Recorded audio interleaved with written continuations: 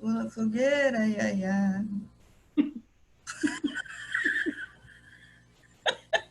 Ninguém mandou você vir de festa junina hoje.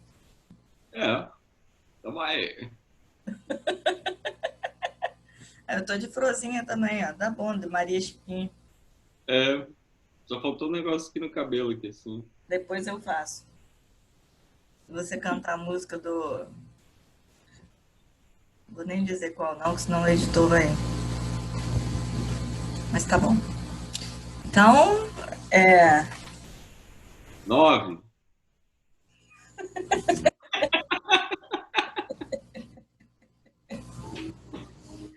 vai, você que começa. Eu tô tentando ficar séria.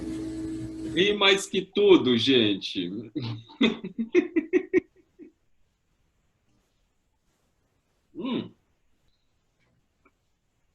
8h15 da manhã, Claquete 365. É nozes.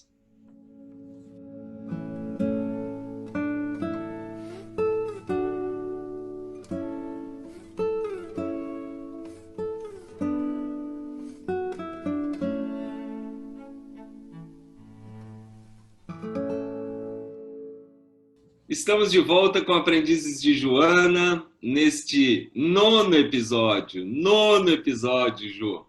Estamos aqui para trazer o ser maduro psicologicamente e a gratidão do livro Psicologia da Gratidão, de Joana, escrito pelo nosso querido Divaldo Franco. E aí, Ju, tudo certo? Graças ao bom Deus, tudo certo, Dani. Muitos frutos desse trabalho, muitos aprendizados. Eu durmo e acordo pensando nisso. Mas faz parte, né?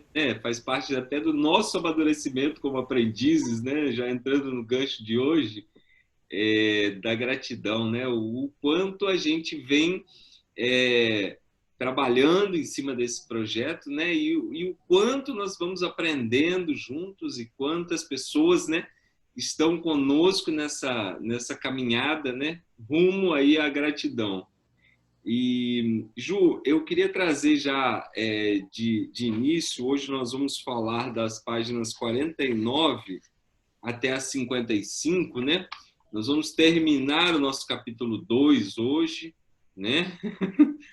E aí eu já queria trazer, Ju, o primeiro parágrafo desse item, né, do capítulo 2, que traz assim, ó: à medida que os sentimentos superiores da alegria e da gratidão, fazendo um link, né, com que você está colocando, né, nossa alegria e nossa gratidão de poder desenvolver esse trabalho, né, de ter essa permissão, né, apossam-se do indivíduo. Então, os sentimentos superiores da alegria e da gratidão apossam-se do indivíduo. Curam-se os males que o afligem no longo percurso da imaturidade psicológica, libertando-o dos conflitos que deterioram o comportamento, facultando-lhe aprofundamento da perspicácia, da sabedoria, da compreensão da vida e de sua finalidade. Esse convite para a gente fazer essa reflexão em vários ângulos aqui é como começa, né, esse item de um ser maduro psicologicamente perante a gratidão. Então, o que nós sentimos é essa alegria, né, de estarmos aqui, como dizem, né, a gente ri demais.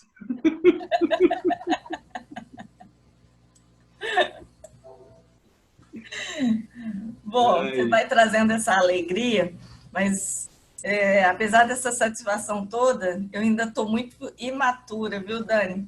Porque ficar Lá vem o balde, lá vem o balde de água, calma.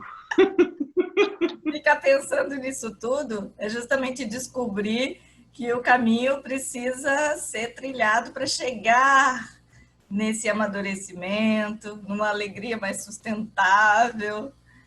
E começando, então, fazendo um contraponto, que é o que Joana vai nos convidar nesse capítulo, a refletir sobre, então, o que é o ser maduro e o que é a imaturidade.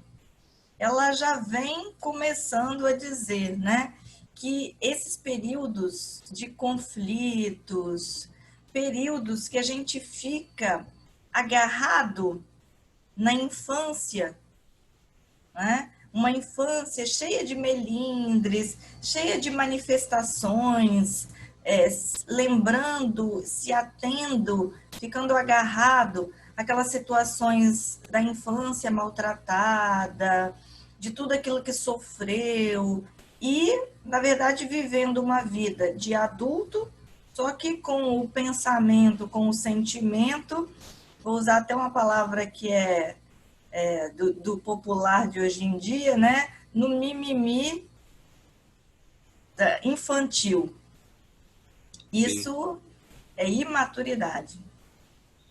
Pois é. E aí, quando a gente pensa, por exemplo, Jô, nessa ansiedade que a gente vem vivendo, a ansiedade, então, estaria dentro de um ponto de imaturidade nosso, se eu entendi bem aí o que Joana está nos propondo, que aonde a gente se incorporar a calma, por exemplo, para a nossa existência, para o nosso interior, a gente conseguiria lidar como se fosse um antídoto para a ansiedade, né? O desequilíbrio emocional, né, com que a gente muitas vezes se pega olhando lá no espelho, né? Muitas vezes a gente está lá na frente do espelho se olhando e a gente bate aquele desespero, aquela ansiedade, né? Então, Joana traz para a gente aí logo na página 50 algumas coisas que vão contrapondo essa imaturidade, né?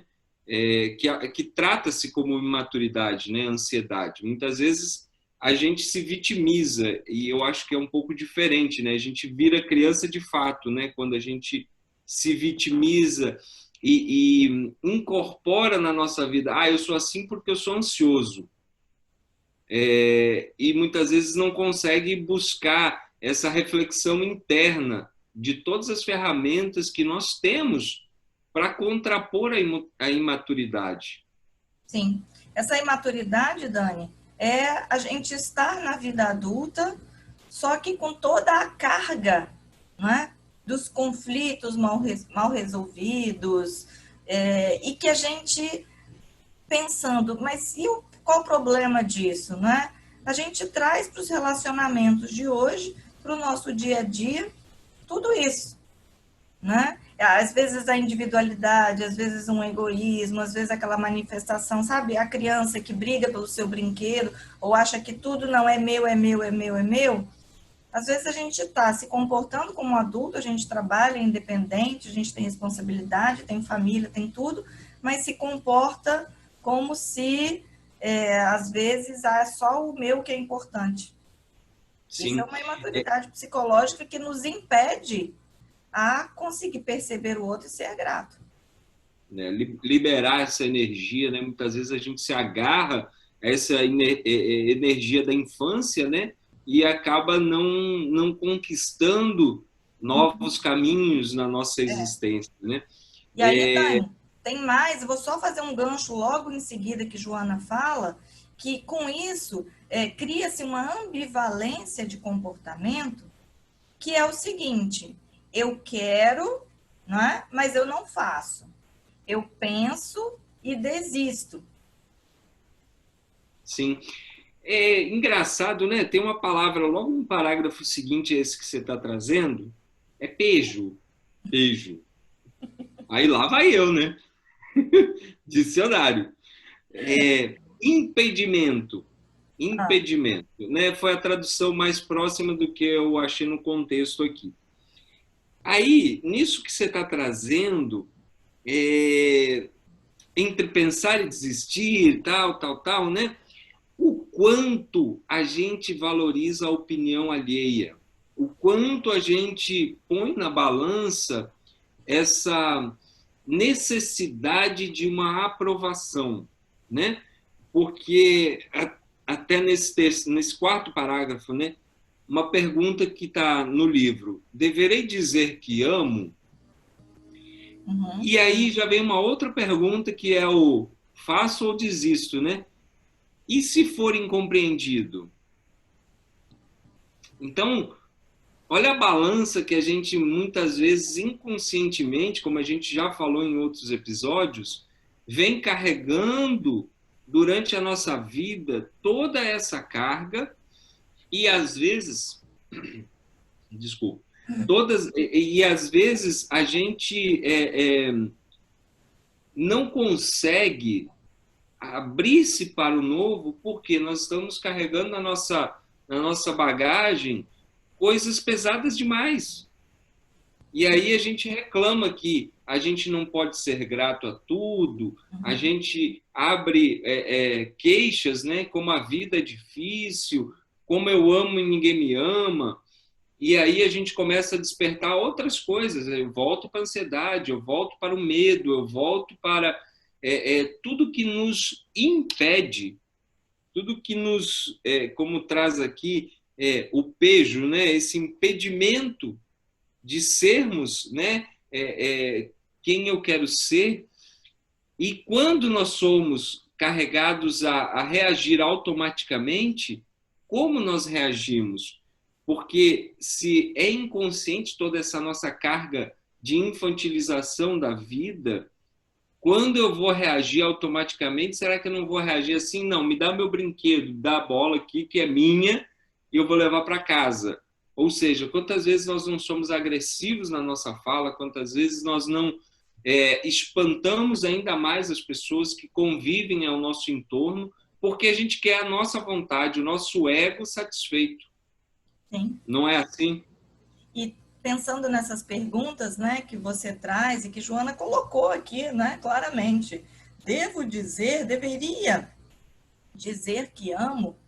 A gente, nisso de, eu quero, mas eu não faço. Eu estou pensando, mas eu acabo desistindo. Esse tipo de pensamento, essas dúvidas, se eu disser que eu amo, eu vou parecer uma pessoa fraca, ou eu vou dar a mão, mas aí será que a pessoa vai querer o braço inteiro? A gente fica cada vez mais preso dentro de nós, a gente fica cada vez mais recluso, não interage, correndo o risco de, inclusive, começar a ter um medo do outro.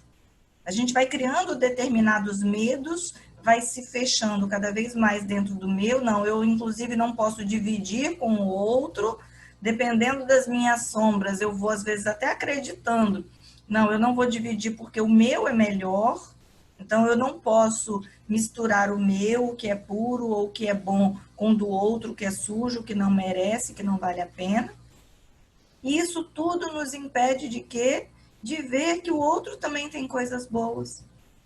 De perceber que, se eu estou aqui, Dani, se nós estamos aqui, muitas pessoas contribuíram para que esse momento acontecesse.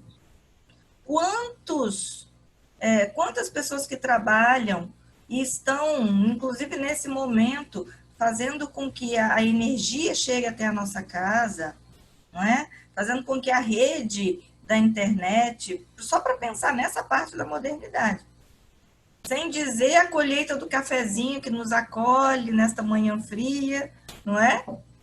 E tudo isso que, quando a gente fica preso aí nos nossos egoísmos, mas eu vou agradecer pelo agricultor lá que plantou o café, que eu nem sei quem é, e por que não? Sim. A gente não pensa nessa dimensão muitas vezes, né? E aí, quando a gente pensa num processo de amadurecimento, vou trazer um resumo, porque eu sou muito bom em resumo de história, tá? Se vão entender, eu não sei. Vamos lá, o menino da história. Todas as histórias que tem no livro, você que conta, Dani. Tá, ótimo. Que aí todo mundo vai ter que ler mesmo, não tem jeito. Então, olha só, para a gente trazer, por exemplo, a dimensão dessa... Só fazer um complemento à sua fala. Quantas vezes nós temos uma boa notícia e a gente diz assim, eu não vou dividir com ninguém porque eu não sei o que a outra pessoa está pensando. Olha só, gente, aonde a gente muitas vezes chega com o nosso pensamento. a gente não deveria, pelo menos, ter medo de dividir tantas boas como más notícias. Parece que as más a gente tem um prazer maior em dividir. As boas a gente fica com um pouco de receio de quem falar, para quem contar. Tem aquela história, não, estamos grávidos, mas só vamos contar para a sociedade daqui 5 meses, quando tudo já estiver estabilizado, né? São exemplos que eu vivencio, que eu já passei, já vi pessoas trazendo. E por que segurar essa energia dessa felicidade? Então, a gente precisa botar na nossa balança essas pequenas coisas. Mas, voltando à história, 2 jovens, um de 7 e um de 8 anos, caminhavam em direção à escola.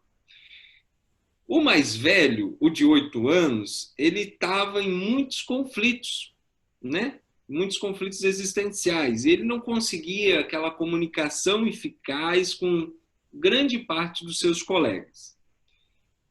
Um determinado dia, eles pararam para atravessar a rua. Só que o mais velho estava carregando seus livros e, de repente, a sacola que ele estava carregando abriu e caiu no meio da rua. Aí o menininho de 8 anos, de 7 anos, voltou para ajudar ele no meio da rua. Só que o menino de 8 anos já estava internalizando vários pensamentos assim, não positivos, né? E aí o menininho de 7 voltou para ajudar e disse assim: posso ajudá-lo? Eu gosto muito de você. Aí, naquele momento, virou uma chave. Os dois sorriram. E aí recolheram e foram conversando em direção à escola. Mais tarde, muito mais tarde, na vida do menino de 8 anos, esse menino foi promovido, alcançou determinadas conquistas na sua vida. E num dado momento, ele foi fazer o agradecimento por ter chegado onde chegou e tal. E aí ele agradeceu aquele menininho de 7 anos de idade, lá atrás, quando ele tinha 8. Mas por que ele agradeceu? Naquele momento, o menino de 8 anos estava passando por tanta confusão, por tanto pensamento misturado aí, que ele estava pensando em tirar a própria vida, em se suicidar. Por quê? Porque ele não conseguia permear pela sociedade onde ele vivia. E aquele gesto daquele menininho de 7 anos, ao ajudá-lo e ao falar que gostava muito dele, virou o objetivo da vida do menino de 8 anos. Resumo da ópera. Não foi nada de muito espetacular que aconteceu. Foi apenas um ajudar e um dizer que gostava muito de outra pessoa. E isso marcou a existência do menino de 8 anos até a sua vida adulta, transformando seus pensamentos.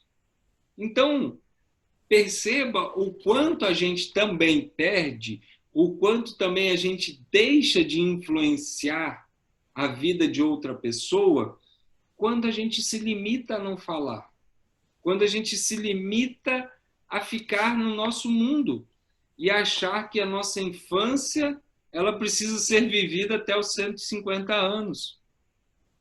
Nós precisamos refletir nesse sentido, né? Isso é muito bonito e essa história coroa o que a gente estava falando, né? Que Joana vem trazer, do como é importante a gente não ficar preso nessa imaturidade e aprender a dizer o eu te amo, sem o medo de se manifestar, de falar dos nossos afetos. E fazendo o gancho, então, com o que a gente, que é o nosso tema central, que é a questão da gratidão, quando a gente diz ao outro, como o garotinho disse, né, eu gosto muito de você, a gente se abre, É importante dizer isso, só que sem esperar retribuição. Aí vem a questão da gratidão. Porque o Confúcio. amadurecimento, né? E na verdade a imaturidade está em quando a gente, eu vou falar, mas como é que o outro vai reagir? Eu só falo se o outro me tratar bem. Se eu disser eu amo, mas o outro não disser eu também, significa que ele não me ama, significa que ele me despreza, significa que ele acha que eu não sou uma pessoa merecedora. A gente cria um monte de teatro aqui dentro da nossa cabeça que nos impedem de ser gratos, porque a gente está esperando o quê? A resposta, o agrado de volta, a retribuição, a gratidão de volta. O aplauso. Nós estamos esperando o aplauso. Mas muitas vezes a gente não faz Vamos para a perguntinha. Quando eu falo eu te amo e a outra pessoa não retribui, será que a gente para pensar o tempo da outra pessoa? Será que a outra pessoa está no tempo de fazer uma devolutiva? Muitos casais, né? Eu falo que eu te amo, mas você não fala que me ama toda hora. Mas será que está no tempo? Será que a gente respeita o tempo do outro? Ou a gente quer um mecânico? Fez, está aqui, fez, está aqui, fez, está aqui. Não é confuso, não, é Confúcio. Diga, o que Confúcio nos diz? Haja com bondade, mas não espere gratidão. E aí a gente entra numa confusão mental. Mas peraí, vou agir com bondade, mas não espero gratidão. Então, a gente não consegue muitas vezes fazer uma interpretação e a gente sai concluindo, né? Eu vou ser bonzinho, mas gratidão esquece. Ele, nesse sentido, procurou demonstrar que os sentimentos nobres devem estar revestidos de renúncia, sem os interesses imediatistas da compreensão, do aplauso, da admiração dos outros. Sim. Então, nesse sentido que ele nos coloca, haja com bondade, naturalmente. A gratidão vai ser uma consequência de um amadurecimento do outro. E muitas vezes a gente acha que está maduro e quer cobrar maturidade do outro também. Não é doido a nossa vida? Então, mas é porque a gente está apegado ainda, voltando, Dani, eu vou repetir essa palavra. A gente está apegado na retribuição. A gente ainda está muito no toma lá, dá cá. E, bom, eu estou sendo abusada de dizer a gente como se eu estivesse te incluindo ou incluindo quem está aqui com a gente assistindo, né? Mas quantas vezes eu, Juliana, ainda não fico aqui, né? Posso não ser na hora, mas às vezes vem aquele pensamento, fulano, eu acho que eu vou pedir só fulano. E na hora eu penso assim, mas ele vai me ajudar, porque afinal de contas eu já o ajudei em algum momento. Olha só o que eu estou fazendo, não é? Como se a pessoa tivesse a obrigação porque eu ajudei. Mas naquele momento eu ajudei sem querer nada em troca. Só que na hora que eu lembro que a pessoa poderia também contribuir com alguma coisa, eu tenho uma desculpinha, uma justificativa, quase como que se eu tivesse assim, se ele disser não, eu tenho como cobrar e jogar na cara. Aqui, mas e aquela vez que eu fiz aquele negócio para você? Eu confesso que eu já fiz. Ônus e bônus. Ônus e bônus aí do negócio. Mas tem um exercício bom aqui, Ju, para a gente pensar. Na página 53 eu anotei como exercício, né? 1, 2, 3, o terceiro parágrafo. O sentimento da gratidão sempre deve estar desacompanhado da expectativa de qualquer forma de retribuição, nem mesmo sequer de um olhar ou de um sorriso. que expressariam reciprocidade. Então, é um exercício que a gente tem aqui a fazer. Vamos fazer gratidão, vamos agir com bondade. Uhum. Né? E depois não me manda a conta não, tá? Ô, Daniel, eu tava sentindo falta desse negócio aqui, menina. Aqui, agora eu posso ajudar. Cheguei no episódio agora. Mas aqui a nossa conta tá grande pro resto da vida. Você não vai se livrar de mim não, viu, Dani? Então, ó, olha que bonito esse último parágrafo aí da página 53. Todo ato de generosidade, pela sua maneira de ser, dispensa gratulação e manifesta-se naturalmente. Aí eu dei uma de Daniel, peguei a mania de Daniel de fazer pergunta e anotei aqui no meu livro, sabe, Dani? Será que realmente sabemos ser generosos? Você acha que a gente sabe ser generoso? Claro! Não!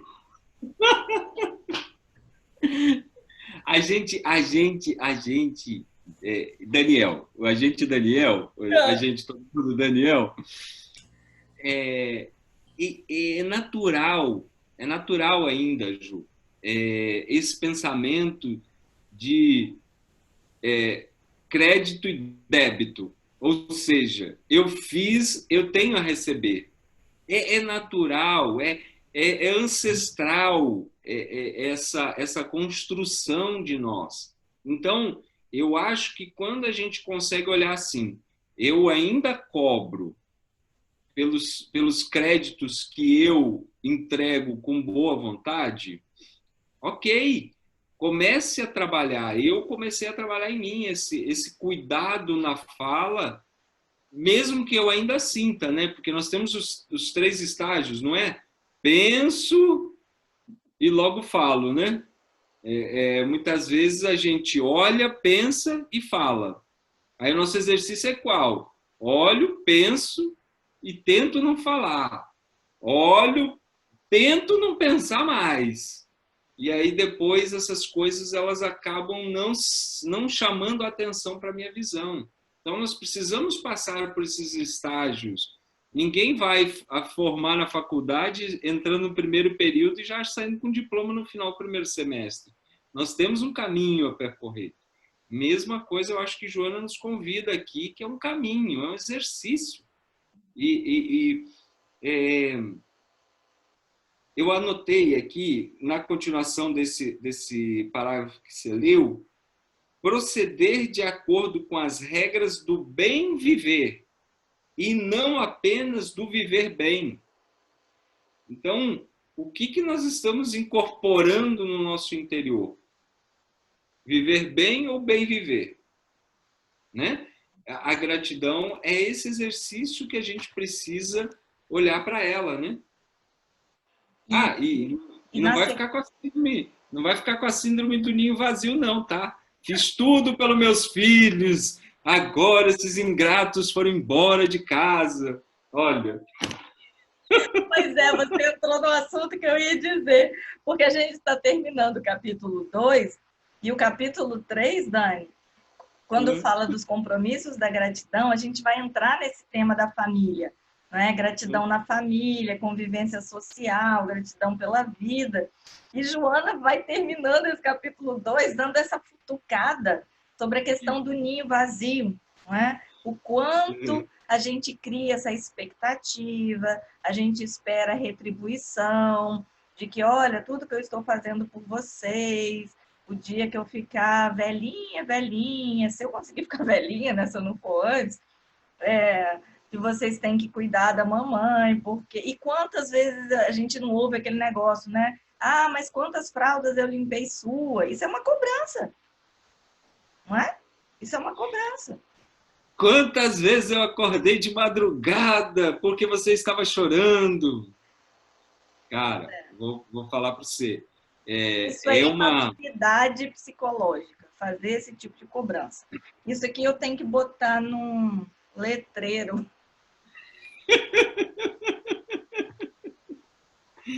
Sabe qual a única exigência que eu falei para meus filhos? Eu disse assim, olha, eu gosto de viajar, né? Então, Vou morar bem longe para o papai visitar vocês, mas deixa um cantinho lá embaixo da escada para o papai dormir pelo menos, entendeu? Mas pode morar longe, não tem problema não. Olha quanta expectativa e espera de retribuição. Viu? Tem que É ter um cobrança. cantinho debaixo da escada. Uhum. Ei, ó, olha a cobrança já. Vai morar bem longe, deixa um cantinho para mim. É natural e automático. A nossa fala é natural e automática ainda. Não que eu não trago naturalidade como uma coisa assim que nós precisamos manter. Não. São cobranças que nós precisamos tirar da nossa existência, né? É isso aí. Pois é, mas é importante a gente superar isso. E como é importante a gente conversar sobre isso, não é, Dani? Porque a gratidão virá a chave de começar a agradecer, ser grato por tudo, e ser grato no sentido de conseguir libertar, falar das suas emoções, falar dos seus sentimentos, já é um remédio, digamos, que a gente se dá, não é? Porque Joana vai dizer, né, e você já tinha dado essa dica antes, né? O ideal é viver-se em favor da gratidão, mesmo sem a receber, valorizando o lado claridade da vida, as suas bênçãos e todos os contributos existenciais que nunca esperam receber aplausos. Ju, me permita uma observação que eu acho que é muito importante a gente discutir isso também. E quando, muitas vezes, essa valorização não vem, nós paramos de fazer o que vínhamos fazendo. Um exemplo, eu sou um trabalhador muito ativo, parará, parará, parará, que eu preciso de holofote para inchar aí meu ego e minha criança primária. Aí ninguém me reconhece. Aí eu também não vou mais trabalhar, não. Eu também não vou fazer mais nada, não. Não, porque aquela pessoa não merece, aquela situação não merece, aquela empresa não merece, aquele grupo social não merece, e eu não farei mais nada, eu vou ficar paralisado. Se quiser, que venham até mim. Isso, e aproveitando que eu estou de São João hoje. Dani, pula essa fogueira aí, meu filho. Sai desse corpo que ele não te pertence. Então, olha o quanto a gente ainda precisa discutir sobre isso. Sim. Porque trazendo essas discussões, eu acho que a gente começa a se olhar. A gente deixa de ser narciso, né? Amor pela própria imagem, né? Narcisismo, quando a gente traz esse conceito, é aquela coisa de, assim, eu sou da fogueira, eu sou do São João, eu sou lindo, eu sou isso, eu sou aquilo. Então, a gente tem um amor pela nossa imagem, pelo que a gente é. E aí, nos dois últimos parágrafos do livro, a gente tem o exemplo de Jesus, né? Tá longe, eu tô longe. Mas olha o quanto é importante, de vez em quando, a gente receber essa informação. Jesus, homem-luz.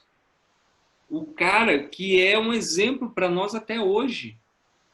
De todas as parábolas, de todo o contexto que ele viveu, né? Tendo a traição de amigos, negado por outros.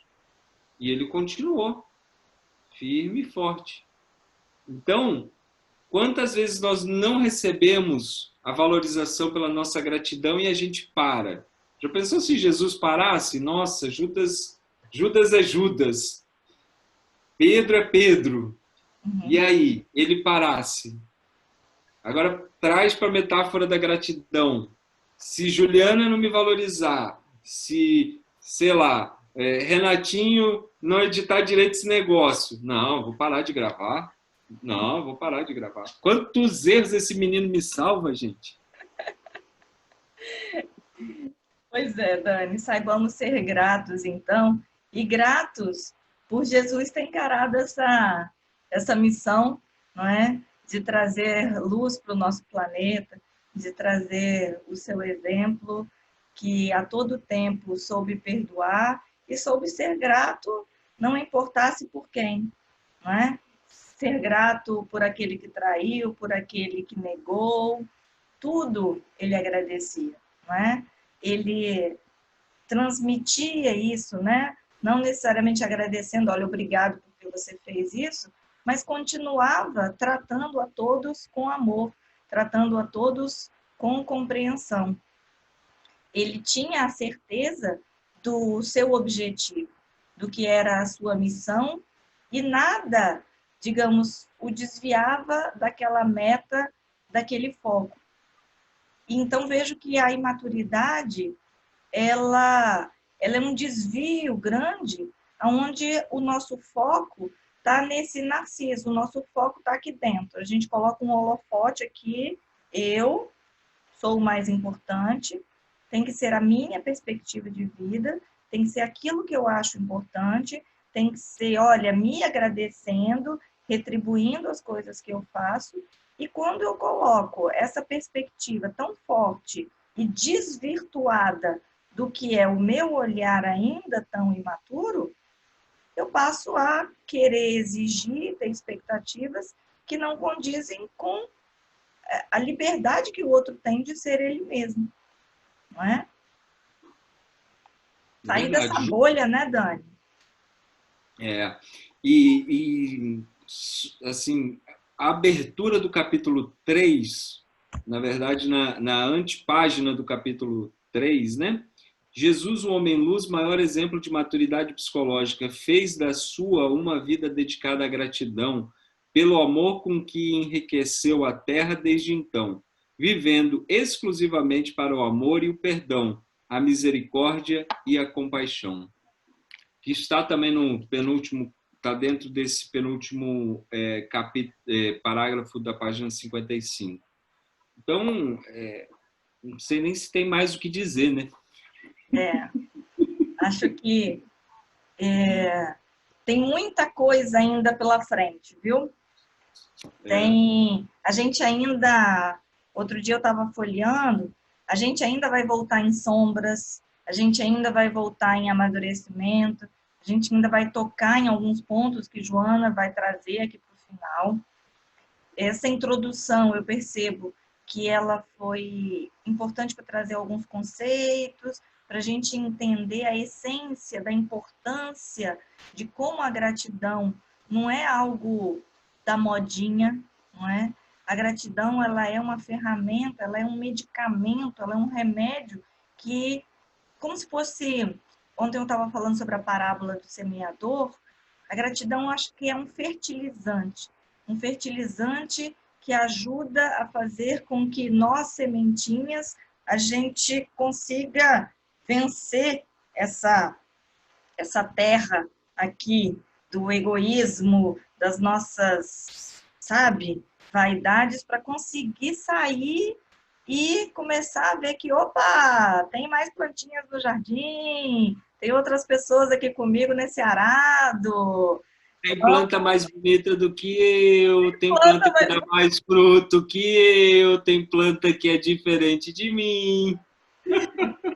Você já está até dando fruto, Dani, eu só estou começando a sair. Eu estava ouvindo a sua fala, quando esse adubo vira, né, a energia para romper a terra, eu estava me imaginando ainda aqui, ó, como sementinha tentando beber a água para ir começar a eclodir aí no dia a dia. Longe, longe, Ju. Mas estamos trabalhando. Isso aí. Mas saibamos ser sementes boas, saibamos olhar para a gratidão como esse fertilizante, então, sempre, mesmo que a gente ainda esteja sob a terra, mas sabendo que o rumo é aquele para onde tem a luz. e não crescendo como se a raiz a gente estivesse se afundando mais. E esse é o convite que a gente faz para todos, para que leiam um livro, para que estudem com a gente, para que, e se não quiser ler ou estudar, mas assim, ó, pegou essa dica da gratidão, vai e busca o amadurecimento, né? Vem para a live hoje à noite aí depois fica gravada também. É isso aí. E aguarde que a gente vai entrar no assunto de família. Aí é que a gente vai ver o que é uma fogueira de São João. Casos de família. Grande beijo a todos, se cuidem, ótima semana, bons estudos e até logo mais, próxima semana. Deixa comentário. Onde é que você está? Amadurecimento ou imaturidade? Beijo, tchau. Tchau.